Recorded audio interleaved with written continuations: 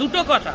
এক, আমরা বলেছিলাম এই 150 জনের মৃত্যুর রক্তের দাগ ওনাদের হাতে, ওনাকে তার রেসপন্সিবিলিটি নিতে হবে। তার জবাবে উনি বলেছেন যে মুখ্যমন্ত্রী ঘুষপেটিয়াদের জন্য সুপ্রিম কোর্ট অবধি গেছেন।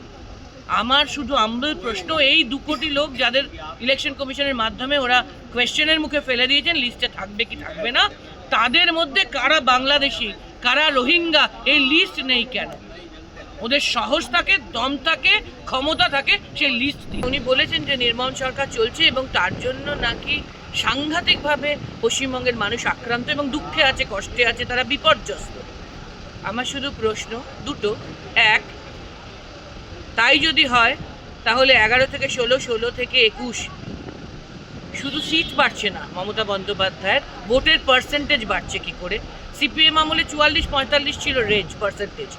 আপনারা খেয়াল করবেন 21 সালে 49 পয়েন্ট সামথিং, প্রায় 50% ভোট মমতা বন্দ্যোপাধ্যায় পেয়েছেন। এত নির্মমতা, এত কেন্দ্রীয় বাহিনী ছাড়া তো ভোটই হয়নি কোনোবার।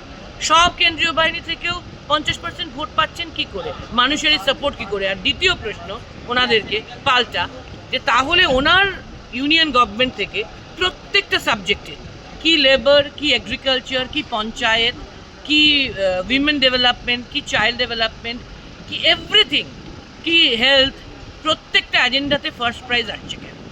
প্রতিটা প্রশ্নে, এমনকি ইএসআই, সব ব্যাপারে আমরা ফার্স্ট প্রাইজ পাই ইউনিয়ন গভর্নমেন্ট থেকে। 14 সাল থেকে এটা চলছে যে মমতা ব্যানার্জির গভর্নমেন্ট ফার্স্ট প্রাইজ পায়। তাহলে ওদের গভর্নমেন্ট থেকে ফার্স্ট প্রাইজ দেওয়া হচ্ছে, আর পলিটিক্যালি ওরা বলার সময় সেটা সবচেয়ে দুর্ভাগ্য যে প্রধানমন্ত্রী সদনে দাঁড়িয়েও এই অসত্যটা বলছেন। যাদেরকে ফার্স্ট প্রাইজ দেন বলছেন তারাই এত খারাপ কাজ করছে, এত নির্মম টুয়ার্ডস দ্য পিপল, যে পিপল ওখানে বিপর্যস্ত। How to justify? তাই এই নির্মমকে ওরা ফার্স্ট প্রাইজ দিচ্ছেন রোজ। Subscribe to One India and never miss an update. Download the One India app now.